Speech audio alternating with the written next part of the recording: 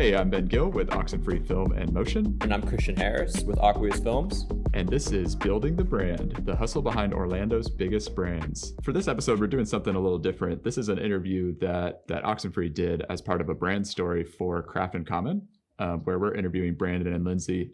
And we just thought that their story was so compelling and deserved a longer version because so much of it has to be cut out to fit in a 5-minute brand story. But our interview was probably 2 hours in reality. So we cut it down to be a narrative. And you won't hear Christian's questions, but he is here to give his thoughts on their story and their impact on his business. Yeah, the funny thing about this was that I was there for the interview, but Building the Brand podcast was not a concept at this time. But I do remember sitting there with Ben as he interviewed Brandon and Lindsay and being like, this is a great interview. I just would love to just sit here and talk to them longer. So flash forward to Building the Brand podcast. Me and Ben were talking about people we wanted to interview and how we really wish we could just do Brandon and Lindsay again. But it was that interview was so good. We should just incorporate that into the podcast somehow. And that's what we're doing. Yeah. And Craft and Common if you don't know, is a coffee shop in downtown Orlando on Robinson. And they've quickly become our coffee fix at the office. They just have a really amazing, intentional business that they've built from the ground up. And they're also amazing people, the two of them. And just hearing a husband-wife team just hustle and make something happen and build a brand from nothing is really inspiring. It's crazy. I remember when we first met Brandon and Lindsay and talked to them, and we obviously love their product. I mean, that helps. But just listening to them talk and their story it's really crazy to hear because they kind of came here with and just the intention of opening a coffee shop in Orlando, and they did it, I feel in the most perfect way possible. Our office is actually located right next to Craft and Common, and it's just one of those spaces that you feel comfortable in. And obviously the coffee's great. It's the people who own it and run it are our friends now. So we're really excited for you guys to hear their story. This story is less business advice-y and more just hearing their story as entrepreneurial spirits, I guess. They just dropped everything and went on this cross-country road trip in an RV together. And I think coffee just ended up being this thing that they kept coming back to. And they're we should open a coffee shop. And it just goes from there. I think you guys are really going to enjoy listening to this. And I think you'll be able to relate to a lot of the troubles and successes that they've had. All right. So we'll quit talking and we'll dive right into the episode. So why don't you guys introduce yourself to the people that don't know who you are? Yeah. Go ahead. I'm Brandon Duensing, one of the co-owners of Craft and Common. And I'm Lindsay Duensing, one of the other owners of Craft and Common. What was your guys' life like before Craft and Common, before this coffee shop and everything? I think our life before was pretty typical of most married couples, I would say. We got up, we worked really long days. I was in the restaurant business and he was in finance. So we kind of had opposite schedules. He would work from 5 a.m. to 5 p.m. and I would go into work around, 10 or 12 and not come home until midnight. So it was kind of like ships passing in the night, which, wasn't ideal. Takes its toll. Yeah, for it sure. does. You come from a fine dining background. Could you touch on that and maybe how that's influenced the coffee shop? Yeah, definitely. So my parents had owned restaurants ever since I was a kid. So I started rolling silverware when I was 10 years old. Kind of after school, I would go to their restaurant and fall asleep in a booth or something, or work on my homework, or kind of help them polish glasses, or something like that. So I kind of grew up in the industry watching my parents do it, and I fell in love with the passion that they had for what they did. And so I thought, I really want to do this too. I love the idea of serving people and kind of having every day be really different. So we started a restaurant just over 10 years ago now, and I worked, with them for a really long time, and eventually kind of branched off with them and started a new concept. I worked mostly kind of upscale casual stuff. So we would do really good quality food, but a really comfortable atmosphere that was more focused on the customer's, experience and how they feel. A lot of times fine dining can be a little stuffy or, a little bit pretentious. We wanted it to be a really comfortable environment where, you could come in and feel really good and like you're almost at home. What were you unhappy with that made you want to do something different? So I think the biggest part was just our inability to make our schedules a little bit more in sync.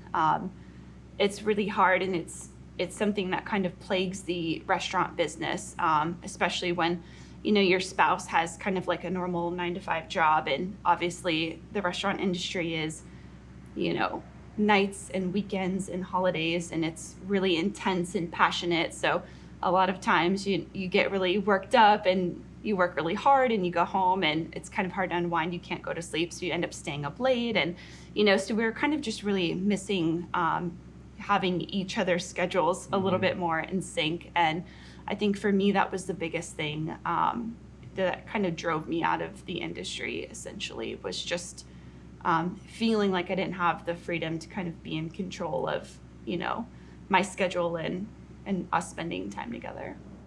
So what inspired this cross-country RV trip? To be totally honest, we were kind of in this little bit of a funk. I had just left a really like high stress restaurant job, and I was getting into coffee at the time. I really fell in love with that, and we met some friends up in Huntington Beach. At the time, we were living in San Diego, and we kind of walked along the boardwalk there, and we saw all these RVs parked kind of in this like just concrete parking lot right at the edge of the sand, and I feel like I'd never seen anything like it. And we were kind of just walking down the boardwalk with our friends, and I kind of pulled off to the side and just stopped and like stared at all of the people that were down like barbecuing and having a good time. And I think it might have even been like middle of the week or something like that. And I thought to myself, like, wow, I feel like that's what freedom looks like. You know what I mean? These people just seem to be having a great time. And I thought to myself, I want to do that, you know?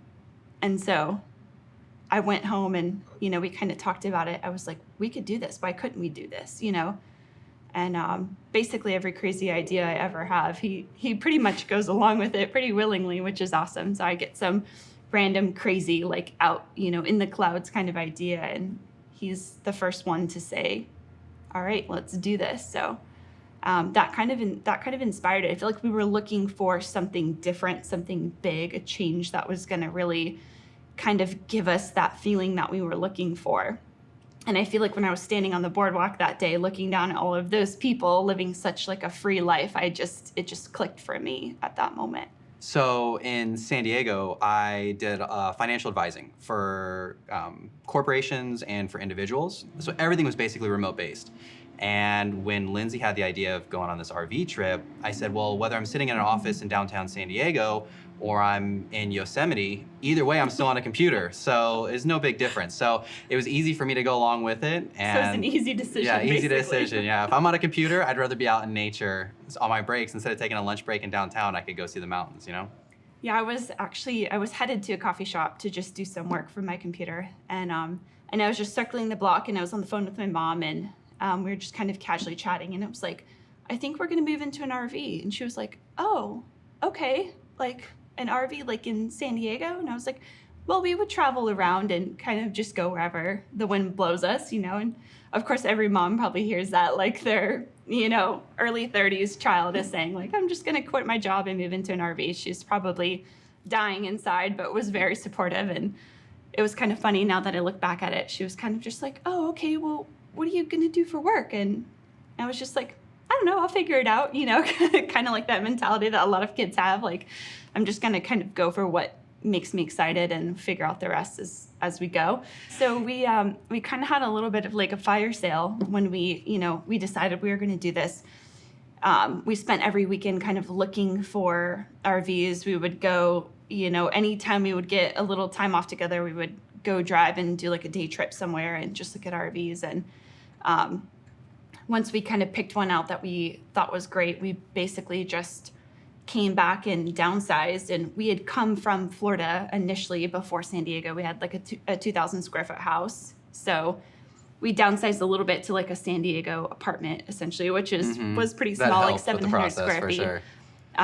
So we found that once we were downsizing to an RV, which is just over 300 square feet, we basically just had all of this stuff. And we're like, man, we haven't even touched this since our Florida house. And we've been in San Diego for over 4 years. Yeah, when we first moved to San Diego, we got a storage unit thinking like, okay, when we get a house, we're gonna get all this stuff back into our spot. And we got really comfortable just living in an already kind of smaller location.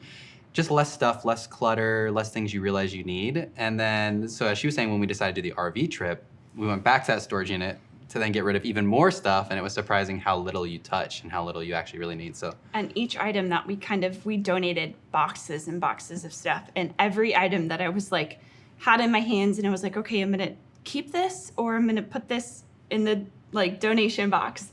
Every item I put in the donation box, it like felt so good. I was just like, okay, like I'm gonna donate this too, and I just kind of like we loaded up so much stuff, and we were left with almost nothing, and that's still kind of what we live off today. And it's really incredible, like the feeling you have when you're not being burdened or held back by your stuff is actually really incredible. We realized like we got into the RV and I would only use half of the storage because we weren't sure how much stuff we would actually be able to fit in there. So we went really thin, and we were like, wow, we don't even have the storage full in this thing, and it feels great. Like it feels phenomenal to know that everything you own is with you. It sounds great, but like, tell me more about this RV trip. Like, what went well? What was missing? Like, what about this RV trip eventually led to you guys coming to Orlando and founding a coffee shop? I think the funny thing for me was in the beginning, you kind of have this like dream. You sell all your stuff, you buy an RV. It's like the American dream. And then basically you realize you don't know anything about RVs and you've never been camping in your life. Yeah. And so you get kind of like a really humble smackdown on your first like trip out with the RV. It was really nerve-wracking. I mean, it's huge, and we were pulling it with our truck. We had never pulled anything like that. It was really nerve-wracking. Our first place was like way high up in a mountain, so we had a hard time navigating the road, and there's a lot of glorification of kind of living on the road and traveling full time, but it definitely had a lot of really hard learning lessons. I think one of the biggest things that I personally wanted to pull out of the trip was just having the ability to kind of go with the flow a little bit more and understanding like things are going to be totally out of my control, but you know, you got to kind of work together as a team and figure it out because there's nobody there that can help you or guide you. You just kind of have to do it. So it was really hard to get adjusted to, especially coming from a really big restaurant environment where I worked with 50 or 60 people a day in any given shift and serve 400 or 500 customers a day, to go from kind of being surrounded by people constantly to an RV situation where you're super secluded. Sometimes the campgrounds we went to didn't even really have any other people in it. So we kind of always came up with like a little code word we would say like when we felt like we just needed to like drive down the mountain and spend the day working from a coffee shop because we just needed to kind of have that connectivity of being around people. It's like nature is really humbling in a sense. It really reminds you how insignificant you really are in the grand scheme of things. And that's definitely one of the biggest takeaways, I think, for me personally with the trip. Yeah, coffee definitely actually became a very big part of the trip, surprisingly. When we went on the trip, we weren't thinking coffee was going to be like this big part of it. But one of the things that always made us feel comfortable is when we got to a new location, it was like waking up the next morning, making a really good French press, having that really good coffee to just like kind of calm you down and make you feel like you're at home.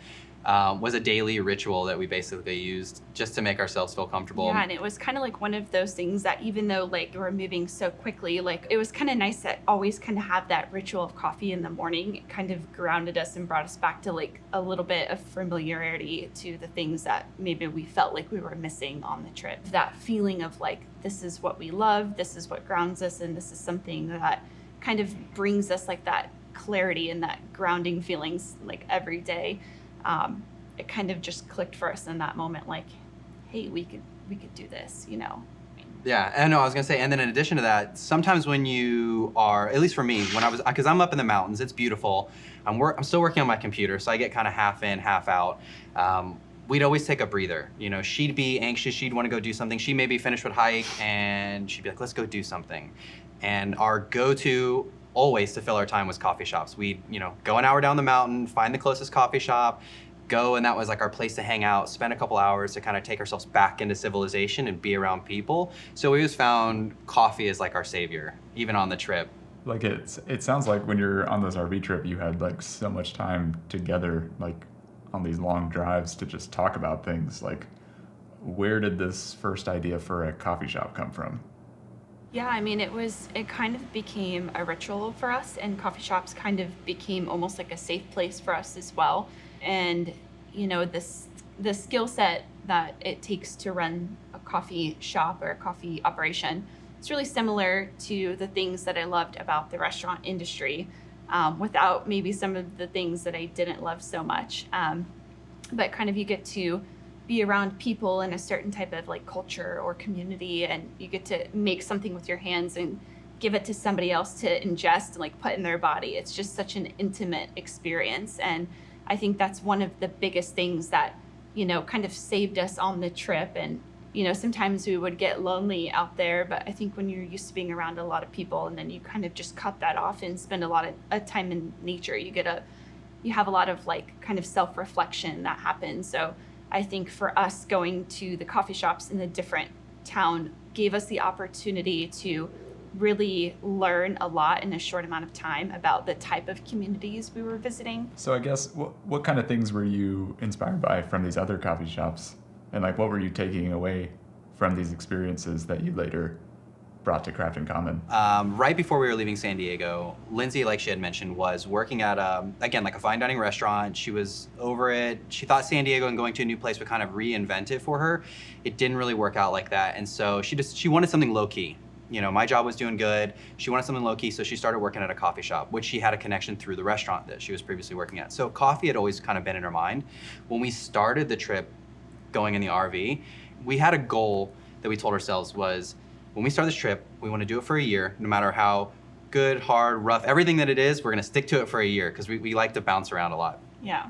And we got about 5 months in and we said, okay, I know we said a year, but in reality, we're kind of itching being around people, and maybe we can jump in and out of nature and we can do like a hybrid. And so we said we want to do a coffee shop and really fully committed to it. And then every coffee visit that we went along the way, that's when we did all of our brainstorming. So we'd go into a coffee shop and we'd say, okay, what do we think that they're doing really good here? What do we really love? What do we notice about their interaction with the customer? What do we notice about their drinks? What are some of the good things that they're doing?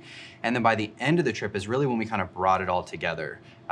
So we did a lot of brainstorming kind of on the road and definitely on our long drives. I mean, we had so many 10-hour drives from, whether it was from Denver to Idaho or wherever we were going, you're in, like you said, you're in the car for 10 hours and all you have is time. So we would do tons of brainstorming. What kind of glassware would we use? What kind of flow do we want? How many staff do, you know, all the logistical stuff, but also some of the high level kind of big picture stuff. And that was really great too.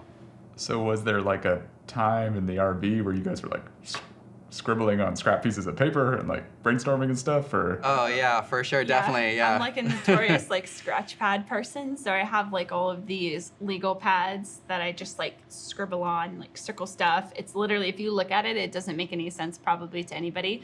And it kind of drives him crazy too, because it's like very messy and disorganized, but like makes sense to my brain. So I had tons of different like various legal pads that were kind of like, pages were flipped and stuff was scribbled on different pages, or recipe ideas were written down.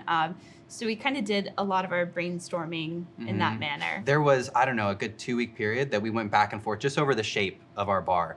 And we just measured every inch, you know, like how big is the espresso machine, how big are the ice bins, and just like critiquing it. And so, because we did most of the design ourselves, so we definitely spent hours upon hours really just like coming up with every sketch you could ever imagine, putting on Photoshop, redrawing it, and going back and forth. So yeah, we used a lot of the things in our RV. We're like, okay, the countertop in our RV is like X amount in length, and you know, like that would feel like this if the espresso machine was the size of our sink. And like we kind of just like really tried to piece together all of the ideas and visualize it as much as we could, but like in the RV. We had a measuring tape across, you know, our counter across the table, and like how far is 10 feet, and this doesn't seem far enough, and just like us like kind of going into the whole interaction. I to this day have a mini tape measure in the cup holder in the recliner in the RV, because we just constantly were just like sitting there collaborating, and was always kind of like, well, how long is this, or how big is this? And we were just like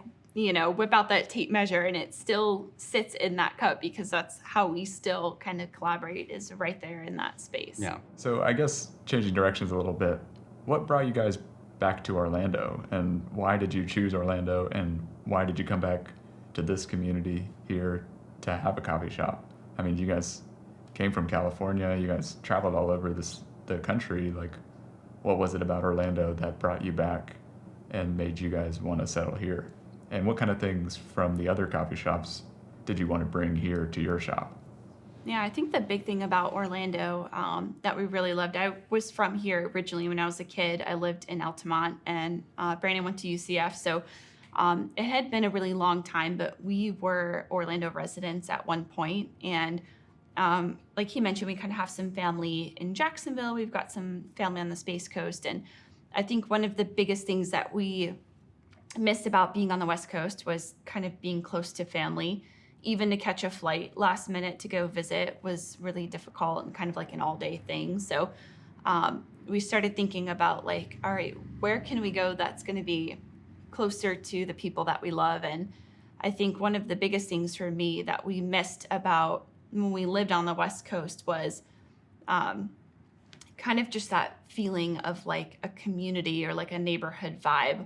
I think in that moment for me, it really clicked. Like the thing that we're missing most, being where we were, was just that feeling of like a strong bonded community. And Central Florida has that. We think that Orlando is awesome because I think it's really underestimated. Having been in Southern California for so long, we had all kinds of cuisines and we experienced tons of different cultures. And coming back to Orlando, you hear kind of people talking about like, oh, it's got a lot of growing up to do, or, oh, it's got this, or we don't really have any good food, or you hear like different, people kind of talking about the food scene lacking. And I just was like really blown away when we came back here.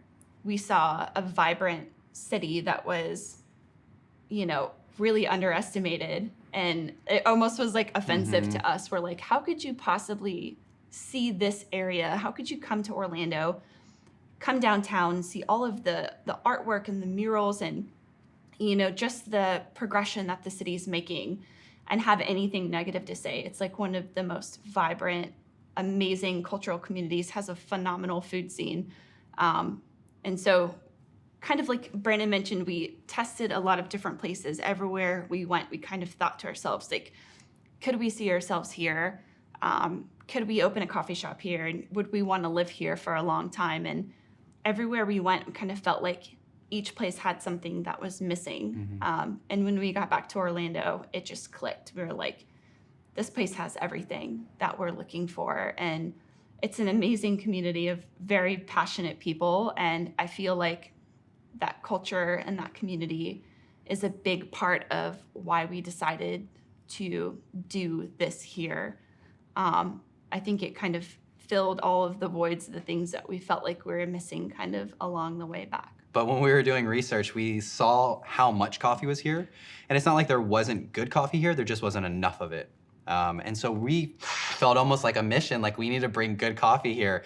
There was already good coffee here, not cutting away from anything. It was just like, we were just surprised you have to drive to go get it because Yeah. it's so spread out. It's a large city. So we wanted to be able to help kind of bring that footprint and add more good coffee shops around. So Definitely. We were like really blown away at the fact that there wasn't more here, because I feel like the food scene here is phenomenal. City is super vibrant. It's a great place to visit. Like, take all the tourism and stuff, like take that side out of it. Like downtown Orlando and like Eola, it's just incredible. And we're just like, how is there not more here? You know what I mean? Like this place is like, it's got it going on. It's got everything, you know what I mean? And we're just like, the people of Orlando are ready for this for sure.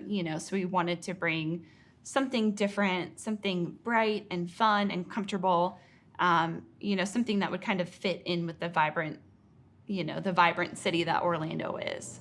So kind of following up on that, you guys have like a really curated menu here. Like there's 3 craft lattes I know, like, and very specific drinks for each category. Like how many were there that didn't make the cut? We kind of tried to refine the menu as much as possible because we're firm believers in like quality over everything. So we wanted to know that the things that we put on the menu, we felt like they were a slam dunk, and our family felt the same way. So we kind of took a lot of ideas. I had a lot of things on my scratch pad, and it was really hard to pare it back to just what we have specifically on the menu, making sure that we were offering a wide enough selection for people, a good enough variety within each category. So there's a lot of things that didn't make the cut, not because they weren't good necessarily, but just because we wanted to make sure the new staff in a new business that we were just nailing every drink every time, and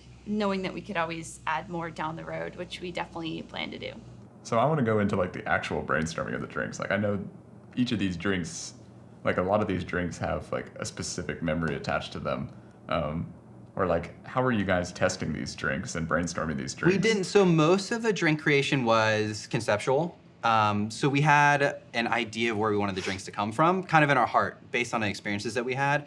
So we would write down recipes and work with recipes. And since Lindsay had worked at multiple restaurants and helped create cocktails, and she just knew what flavors went together. So it was almost like we were sitting in a barrel ready to get shot out. You know, we didn't have access to any of the tools that we needed to really kind of craft these things on hand. So we would just sit there and go over recipes about what we think would be good.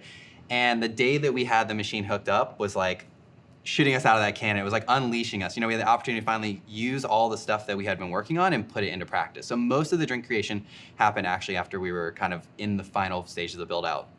But conceptually, it was all on the road. It was kind of all the experience that we have is what drove the idea of the drinks, and then we were able to kind of fine tune them and tweak them when we got here. Was that always the intention? Like, we should make a drink based on our trip, like these experiences we had on the trip. Like, was that always the intention with these drinks, or? Yeah, I don't think it was intentional. I think just that's how our brains work. We always like to have a connection to something, and we always want to start somewhere that, you know, something that touches us in our heart. And so since the travel is so close to us, it was very easy to use that as the muse for the drinks. So when we thought about what drinks we would serve in the shop, the thing that kind of brought us back was just the experiences that we had on our trip, and we really wanted to incorporate that into each drink so that it had its own experience. So the craft lattes are the Pacific Fog. That is inspired by a trip to Oregon. The whole trip was because we wanted to go to these lavender fields. So we took this really off the beaten path road, and we had a really crazy, like, near-death experience on the top of Mount Hood when there was like an unexpected kind of hailstorm. And we got down the mountain and basically just sat in our vehicle, and we were like, oh my gosh, that was so scary. But the next day we went to this Haystack Rock, I think, which is kind of right on the coast, and Oregon coast is amazing. There's fog, and it was really peaceful, and, you know, definitely you got that salty kind of air feeling, and it was definitely really awesome after the terrifying day we had previously at the lavender fields. So it kind of just all came together for us. I started thinking, like, I love things that are floral and aromatic, so definitely wanted to put lavender in a drink. That kind of got the ball rolling, and I started thinking, what goes with lavender? I wanted something a little bit different. So the sea salt kind of popped into my head because that was a really big sensory kind of experience for us when we were on the trip. Between those elements, we got a little bit of the experience that we had that day into a drink through those flavors. The Dunes is one of my favorites. It's kind of less about maybe the flavors being connected to something and more about the elements of the drink reminding us of certain places. One of our favorite parts of our trip was when we spent time out west. We spent a lot of time in the desert, specifically in Utah. So you get lots of crazy rock formations. They're like, all the colors are kind of in like the red palette. So it was like cinnamon colors and orange and reds and kind of like brick colors. And those kind of inspired the dunes for us because the cinnamon and the orange and all of the colors of that drink kind of just really remind us of being in Utah. And I think the Wild Child kind of just speaks for itself. The inspiration is mostly kind of just about freedom. So the Wild Child is made with rose syrup, vanilla, and cardamom, and it kind of doesn't play by any rules. And I think that really embodies the name, the Wild Child. And I think that kind of was a big inspiration from our trip about, you know, just having the freedom to kind of roll with things. And a lot of the drinks too, it's not even just the ingredients in them, it's the emotion that it evokes. So when we were in Oregon, you get this really, it's Pacific Northwest, you get that classic kind of hazy, foggy, just kind of relaxing environment. And we wanted the drink to almost kind of hug you, almost like some sort of sweater that you're wearing in the cold weather. And so I feel like it does that very well. The dunes, as you were saying, we were in Utah, it's very like an active place. There's an outdoor lifestyle. And as soon as you taste that orange in the drink, it really kind of wakes you up. And so we really kind of wanted to like wake you up and bring you alive. And the Wild Child, I think it's just an embodiment of her, really. That's all. She just wanted something that was going to represent like her floral feminine side, but something that's like, I don't give about anything. She's just, so I think that was her drink. She probably doesn't say it, but that's kind of like an embodiment to her. And what about the mocktails? I know you guys have these like cold brew concoctions based on cocktails. Like, could you guys go into that a little bit?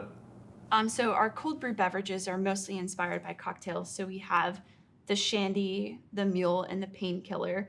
With my background being in cocktail menu building from the restaurant industry, I wanted to kind of take that idea and apply it to coffee. So we have the shandy, which is lemonade, cold brew. There's a little bit of rosemary extract and a fresh rosemary sprig. Kind of is a play on the shandy, which is beer and lemonade typically, with our twists on it. The mule is one of my favorites. That is inspired by a Moscow mule, but instead of vodka, we use cold brew as the base. So there'll be cold brew, ginger beer, freshly torn mint, lime, honey, and barrel-aged bitters. And that one's really fun and interesting because it feels like you're drinking a craft cocktail. You can taste all the different layers and the fact that it's really composed. So that one is definitely really unique as well. Yeah, definitely. Anytime you use anything on draft, I feel like it spices things up. It feels more fun. People see a handle come down, they see something come out of a faucet, they get excited. So I personally, whenever someone orders something out of a draft system, I get excited. So I know that when we did our cold brew, we wanted cold brew traditional, but then we also wanted a nitro cold brew. We love how that nitrogen creates a cascading effect with the beverage. It really makes it feel more fun. And I think, even when you have a whole crowd of people and you're pouring drinks out of that faucet, it just feels really good. And then on the crafted drinks, a lot of our crafted drinks, it's not just ingredients. A lot of stuff is layered in a very specific manner. The way the ice goes in at a certain part, everything's built on certain steps. So like the salt will go in, step 4 out of the 5, so that certain things, blend better and certain things melt and fuse in the drinks different. So there's like even an art to the ingredients that are in the drink. That's part of that kind of mocktail vibe that we have from the restaurants. So I know you guys like probably experimented with like thousands of drinks and were just like testing them on each other and getting like over caffeinated and stuff. But was there ever a point where you guys were like showing them to family and friends, or like you guys worried that like, will other people like these drinks? I mean, it's kind of scary to like refine it down to just a few drinks. Yeah, one of the hardest thing about creating recipes is, this is great, I love it, but are people going to like it? That's probably the hardest thing about putting a menu together, whether you're doing wine or food or cocktails. It's hard to kind of disconnect like what your palate tastes and like understand what other people may be looking for or what they may be expecting to experience based off of how you describe the drink to them or how it's listed on the menu. So yeah, we had one big kind of prep day. Like time was narrowing in. We had to get this place open.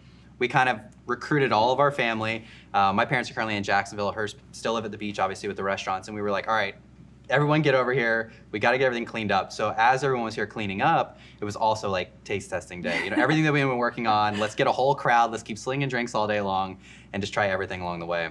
Yeah, we definitely over-caffeinated a lot of people in the process to Painting figuring went really this out. good. Yeah. We also had a really awesome friends and family event too before we opened, where we invited friends, family, and extended friends and family as well to kind of really help us just refine our process before we got open, taste some of the drinks, and give us their opinion on what they were tasting. And it gave us an opportunity to really get like a broad spectrum of different palates and different people of different ages, kind of see what they were expecting and what their thoughts were. So that was helpful. So I know the first time we spoke, you guys like talked about this juxtaposition you wanted to create between your coffee shop and this urban downtown vibe that's here in Orlando.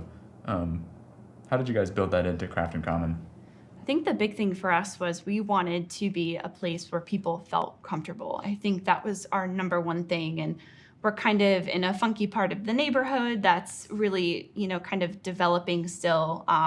When we came into the building, there was nobody else in the building. It was totally vacant. So it was a spot that a lot of people kind of walked by quickly, or we noticed they would even cross the street because they didn't even want to walk like right in front of our building because it was just kind of a sketchy part of town. And we really wanted to bring something in that was bright and clean and fun. And I think the biggest part for us was kind of incorporating all of the plants and all of the greenery because, we kind of get that feeling of being in nature every time we kind of walk into the shop and we're surrounded by all these plants. They give us like this feeling of joy or almost kind of bliss. And it's a really comforting feeling. And those are all of the same things that we experienced when we were out in nature and we were kind of surrounded by, nothing but ourselves and trees and, the mountains and stuff like that. So we wanted to bring that vibe to our space here in Orlando and kind of offer a little bit of an oasis in, definitely like an urban downtown area. We wanted our shop for sure to be an escape is what we wanted. When we took that RV trip, it was really an escape from what was normal for us to kind of get out of the hustle and bustle and really just have our own peaceful area to kind of enjoy each other. And being right here in the heart of downtown, that's exactly what we want with this space. We really want this space to be, you come out of that skyscraper, you walk down, you're walking on the busy street, and then you enter here and it's just peaceful. You feel at home, there's a community here, you feel like you're escaping from where you're currently at. Orlando's growing so quickly and there's tons of new construction. So we looked at a lot of places that had like dirt floors and concrete walls and, everything was just like a blank canvas. And we looked at a lot of spaces like that. And what we kind of left each one feeling like it was okay, but like it just was missing something. And we looked at kind of a place across the street and we were looking at it and we weren't feeling it at the time. The realtor was like, I have something on the other side of town I think you guys are gonna like. She's like, it's really gross and dirty and old and it needs some love. Emphasis on the was. It was. She's like, but I think you guys will like it. And I was like, perfect, I want to see it. Because I wanted something that had some soul to it. I wanted something that had some history and some character. And so we kind of came into the space and it was everything she described and more. And I think we couldn't be more excited at what we saw because it was an opportunity to kind of take something and make it new. And that was really, really exciting for us. So when we came in, we spent weeks just cleaning and painting, and we're like, all right, we don't know what we want to do with this space like 100% in terms of design because neither one of us are designers by any means. So we're like, let's get it really clean, let's paint everything white, and we'll make it, our own blank canvas, and then we'll go from there. Anything that felt like it was lacking, we kind of just started like filling it in with plants. We chose to leave the floor kind of in its original condition. We just basically refinished it to be like a smooth surface, but it has a lot of character and it kind of tells a story. And this building and we're in, I think it's almost 80 years old or maybe even older. So we definitely wanted to include some of the building's history in the build out as well. So you can kind of see there's like metal tracks that run through the floor where maybe an old storefront used to be, or maybe the unit used to be smaller and that was where the wall was. And we like that the imperfections and all of the little parts of the floor that, are there from when this building originated kind of tells the story of the building. And that's the type of character that we were looking for and has a kind of organic vibe. And, we brought the clean modern feelings in with, all of the white bar, all of the retail shelving kind of was our own blank canvas. I'm always high level. Lindsay's very good at bringing me back down and adding in a lot of intentionality to everything. So I know when we were talking about what we really wanted is we wanted, again, this whole philosophy of community. And so we knew we wanted a community table. And so in my mind, I'm thinking, okay, great, let's make a community table. And Lindsay, of course, takes it to the next level and she says, well, we can make a community table that really forces community. And so we put our heads together and said, okay, well, how can we create an environment where people feel more natural to interact? A lot of times you go to a coffee shop and there's someone working on a laptop, you don't want to interrupt them, everyone's in their own individual space. And with the community table, that's not what we wanted. And we wanted to make sure that didn't happen. And so when we were talking, we said, okay, well, what usually detracts people from hanging out? And it's work, laptop, it's technology, it's electronics. And so we were very specific with the width in particular that we made our community table. We wanted to make it so it was not wide enough for two people to fit a laptop on. So you had to have a conversation with the person across from you. It was very hard. Or if they had a laptop, you could communicate with them, and it was very much more collaborative. Definitely. Yeah, so we were very intentional with the height of it, the width of it. We chose to make it like bar height too, because we wanted it to feel more communal. I feel like it's always uncomfortable when you're sitting at a lower table and people are kind of around you. So we thought if this is going to be a communal area where people may be standing, taking a quick shot of espresso, or they may be kind of, chatting while they're waiting for their drinks. So we wanted it to feel comfortable for the people that were at the table. So we thought if we made it high top, you'll be sitting basically at most, people standing level. So, and we have the banquette seating too, kind of off to the side. So there is like a little bit more of a quiet oasis for the laptop workers, because that was us for so long in our trip. We needed a place within an outlet that we could plug in our laptop and sit there quietly and work all day. So, and then we also kind of have our seating area as well in front of the wallpaper wall. Has kind of two big comfortable chairs, and sometimes I see people like take their shoes off and like pull their knees in and snuggle up and like read a book, or like kind of sit there and talk to each other, and they look really comfortable, almost like they're in their own home. And that's exactly what we wanted. So we wanted to offer a lot of seating so that people could come in and hang out, but we also wanted to offer seating that was diverse as well, so that if you're coming in on your lunch break and you work locally and you're dressed in business attire, we wanted you to feel comfortable next to the two people that maybe were just best friends and they were kind of having a casual brunch, or somebody that maybe was studying for school. So we decided to make the seating kind of multi-purpose, kind of give people an area where they can be very communal and they can sit across from somebody and have an intimate conversation, or have a group conversation, or be collaborative on a long, big table. Yeah, I never even thought about it till just now, but long tables in general to me feel like family. Like whether you're having Thanksgiving or something, it's usually like a big long table that's stretched out that brings everyone together. So that's kind of cool that we made it the length that we made it. And my favorite spot is, we have a table similar to this, a little bit skinnier near the front of the store. I love it because all the windows. I love to see the light come in and brighten up a space. And so you can sit really high. Again, you don't feel like you're kind of low and missing out on anything. You feel a little bit elevated and you get a chance to kind of look out at all the action that's happening outside, but feel kind of protected by that glass, and it's quiet in here and all the bright light. So that front section is my favorite. The inspiration behind the bar is we wanted it to feel open, and we wanted people to literally be able to walk up and watch their drink be made from start to finish. So if you stand in line at a register, you can basically see right down the line of our bar, and you see every part of the process. You see us grinding the espresso beans, you see us tamping, you see us brewing the shot, you see us, composing the drink with all of the different elements that go in it. We wanted it to kind of feel like you were almost in our home. Like you would kind of walk right up, you'd peek behind our counter, got nothing to hide. We're kind of clean freaks, and we're really neat, and so we wanted to like really let people in on what we were doing, and we felt like that kind of brought that whole communal vibe together as well. Just letting people kind of poke their head around the machine and ask questions and say like, oh, what is that's going in there, or is that my drink? Like I want to watch it, or I want to get a photo of it. It kind of brings people in and makes them feel excited and comfortable. One of the biggest things that we hate about sometimes like what can happen is like when people go in and they feel immediately like uncomfortable. So we wanted our space to feel totally comfortable from the second you walk in the door, even if it's not if it's your first time here. Other bars, whether it's in restaurants or coffee shops, I've seen, various different types of bars, and, a lot of times they're kind of compact, or like the espresso machine is hidden, and, it's kind of hard to see behind the bar, or it's like really high up and it's hard to talk to the person that's back there.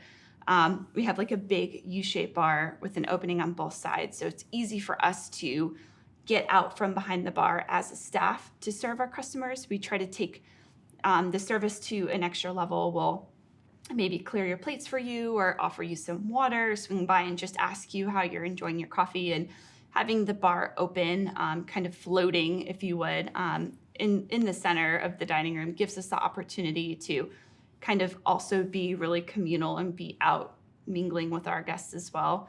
But it gives them, kind of the vibe where they can sit back on the banquette and just kind of watch what we're doing. So I know a big thing that I notice when I come into Craft and Common is like all the other small businesses that you guys support here in your shop and like sell their products. Why have you guys tapped into the small business heartbeat here in Orlando and like supported other small businesses here?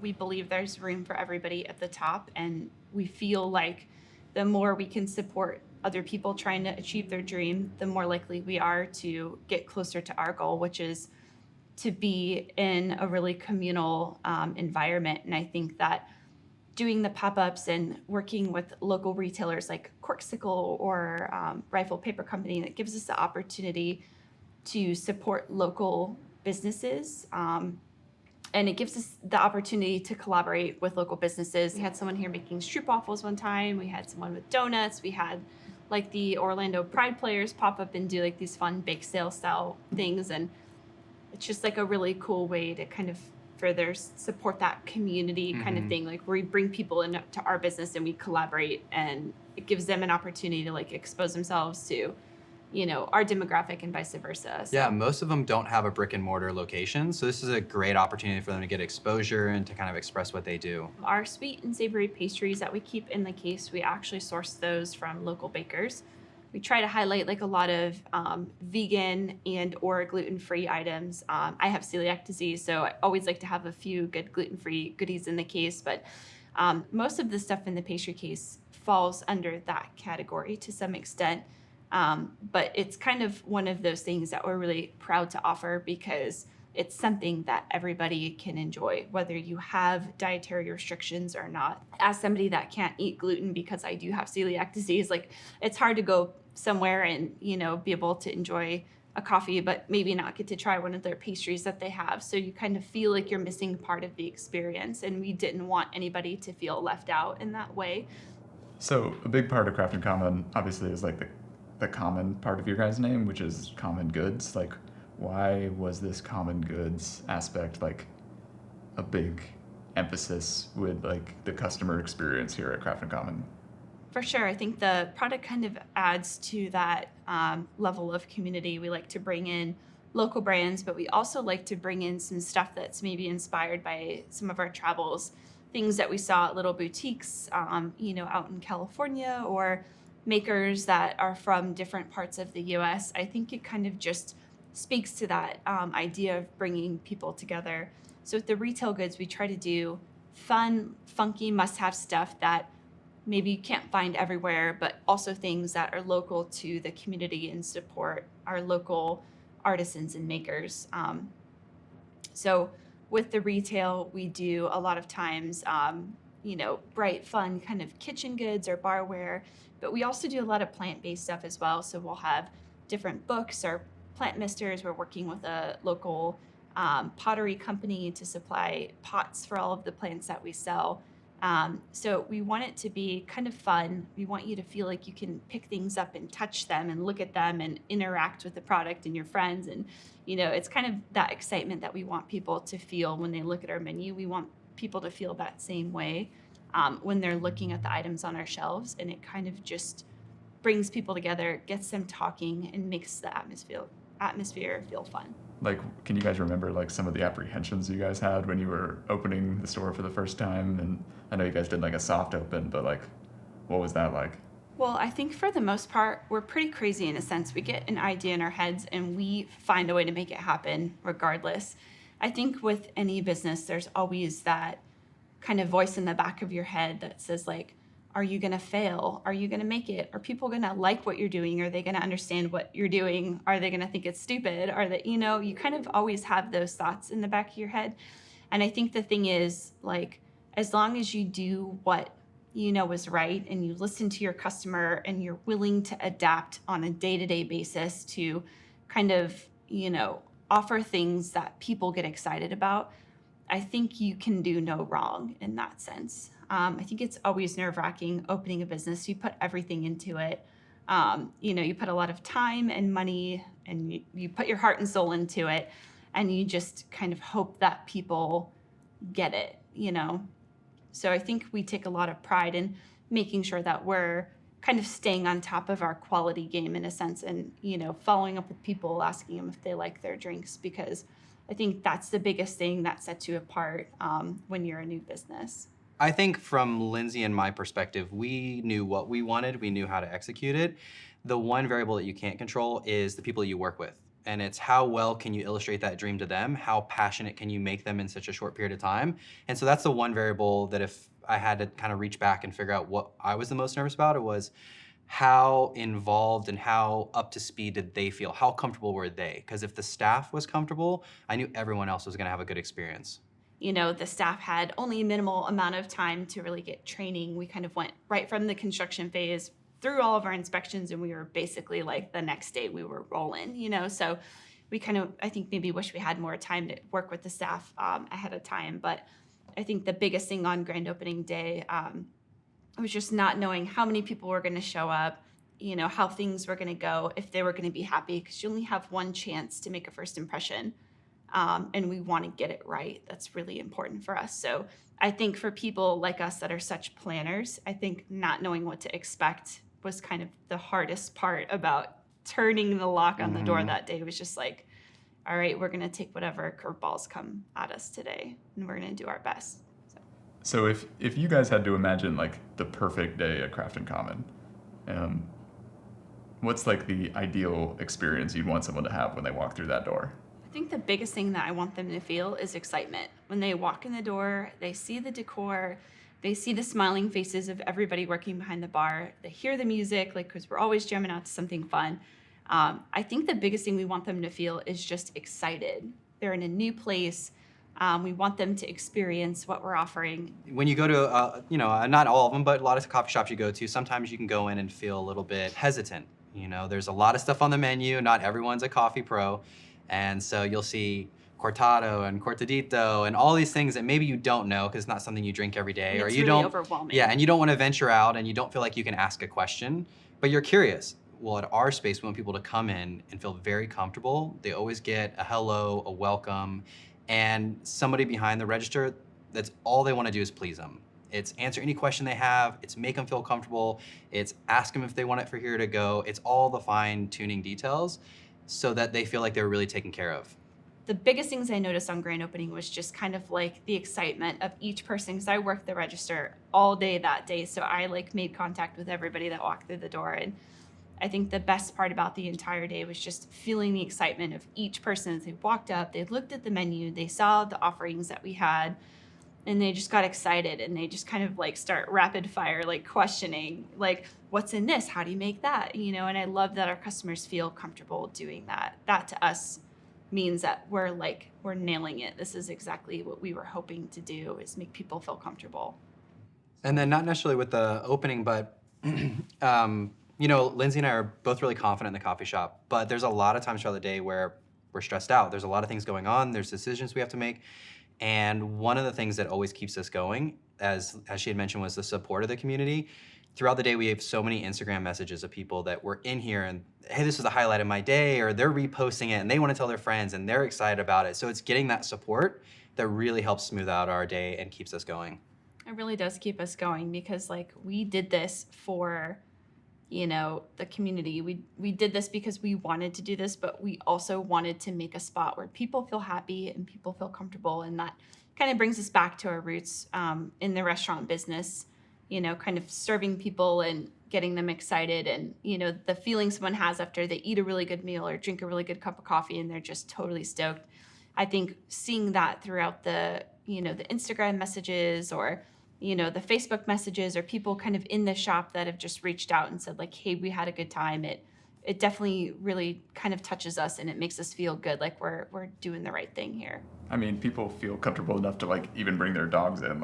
Yeah, we We choose to be dog friendly because, our dogs are a big part of our life. We don't have any kids, so our dogs are kind of like our babies, and they went on every adventure with us throughout all of our travel. So it was really important. We always kind of got sad. We saw customers come and tie their dog up outside, come in and get a drink. I was like, hey, just to let you know, dogs welcome in here too. And it makes people really happy and really excited because I think kind of like our generation too really people think of their pets kind of as their family. So, it's kind of hard for people to tie their dogs up outside and then come inside and enjoy coffee. So, we definitely welcome dogs into the shop because it's just a part of who we are.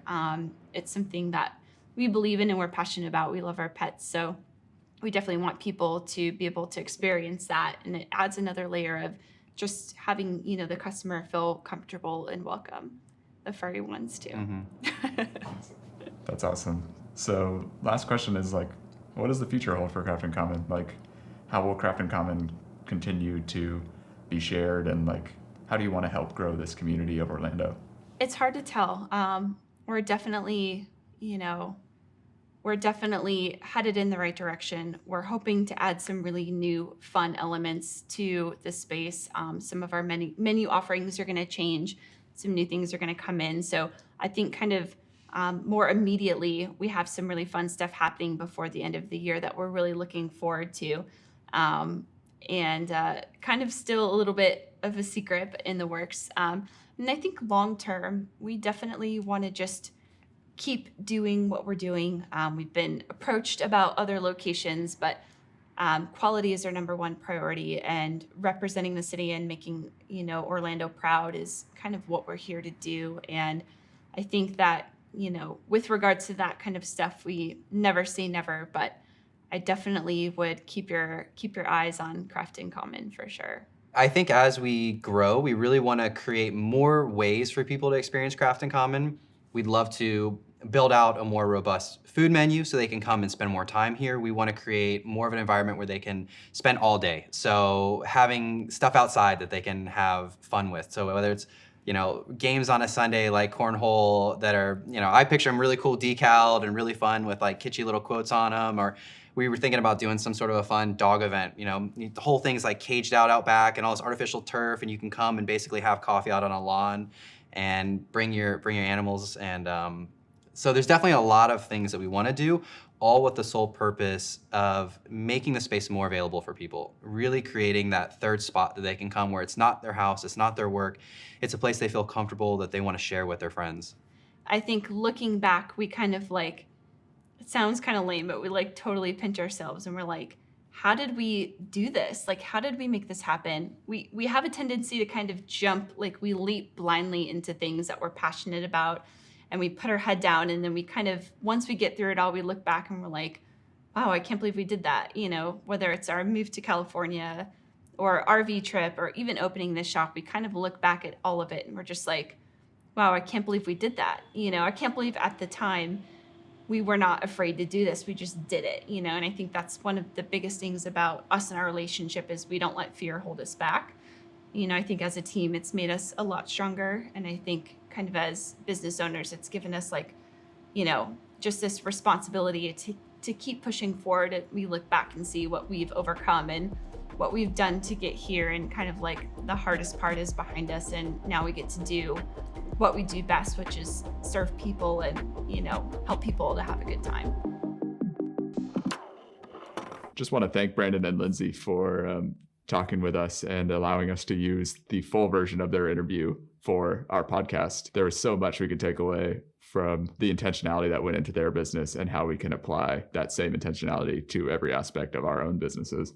Yeah, Brandon and Lindsay were great. The cool thing about them, obviously, we're friends with them and we see them all the time. And I think the biggest thing that I think about every time I walk into that coffee shop is these two moved from across the country to start a business, and they're an iconic coffee shop in Orlando now.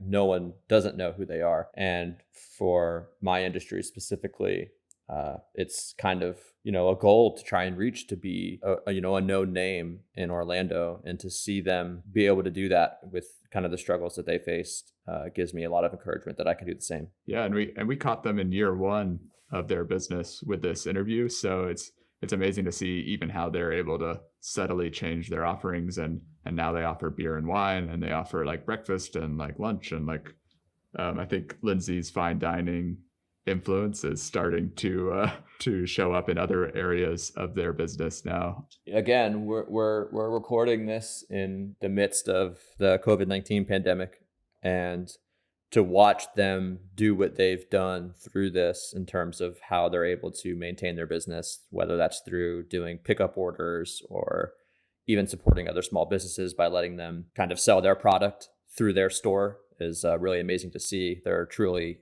a community supporter, and we knew that from day one, but it's really showing right now through what we're going through with COVID-19. Yeah, I mean, they even say it in the interview, but they're all about like helping others achieve their dreams. So it's just really awesome to see, like, even in a time that's as difficult as this, they're willing to do whatever they can to help other businesses. I'm just think they're like an example of how they didn't even like miss a step, like they were immediately pivoting to like online orders and pickup and doing everything like safely, and just being like, loud, and like you didn't forget that they were there, like we're still here, like, and you want your coffee fix, like we're, so I think they're a great example. I mean, Ben, how many times have you had Craft in Common since the quarantine? I think 2 or 3. I mean, I've tried not to leave the house too much, but because of how loud they are on social media, when I'm like, for any reason going over there, it's like, well, I have to go to Craft in Common, because they're top of mind. And I know that especially you, and obviously, most people that we know in Orlando are doing their best to support local businesses. And if you are going to go out and get coffee or breakfast, and you just don't have groceries at the time, and it's kind of an only option for you at the time, it's great to do that for these local businesses in Orlando, and making sure that they're maintaining. And Craft in Common is just doing a really good job of making that easy and safe. Obviously, Oxenfree Film and Motion and Aqueous Films are trying to do the same thing. So to be able to work with other small businesses like that and make sure that it's safe. And they were drawn to Orlando and actually saw Orlando as this opportunity and this opportune place to bring their business. And they kind of single-handedly like transformed an area of downtown that you normally wouldn't really go to. And now it's like you're seeing all sorts of other little pop-up shops around there, and now like you have to go over there to get your coffee fix. So it's not just a FedEx over there, and now it's like it's bright and welcoming, and we love going there. And if any of you listeners are not from Orlando, or are in Orlando and have never been to Craft in Common, you'd be doing yourself a huge favor by going and checking them out. Whether that's just to work there for the day, or to grab breakfast, or grab a beer, or just if you need a coffee to go.